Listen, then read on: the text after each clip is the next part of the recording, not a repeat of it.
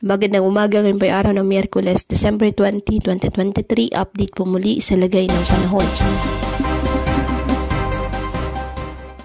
Ayon sa Pag-asa, isang low pressure area ang monitor sa loob ng ating Philippine Area of Responsibility.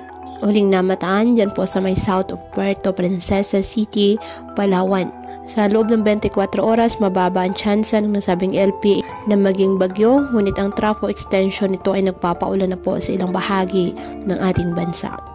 Northeast monsoon ay nakakaapekto pa rin sa northern at central Luzon, habang shoreline naman nakakaapekto sa eastern section ng southern Luzon. Ngayong araw, dahil po sa trough ng nasabing LPA, kasabay ng shoreline ang Zamboanga Peninsula, BRMM, Western Visayas, Mimaropa, Calabarzon, Bicol Region at Aurora, asahan na maulap na kalangitan na may kalat-kalat na pag-ulan at thunderstorms.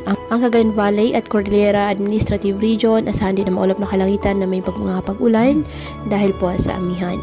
Ang Metro Manila at nalalabing bahagi ng Luzon, bahagyang maulap hanggang sa maulap na kalangitan with isolated light rains dahil pa rin po sa northeast monsoon.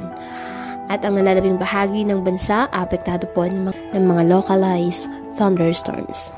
Kaya patuloy po na pinag-iingat ang ating mga kababayan sa banta po ng mga pagbaha at pagguho ng lupa, at ugaliin po na magdala palagi ng payong o kahit anumang panangga sa ulan sa tuwing lalabas ng ating mga tahanan.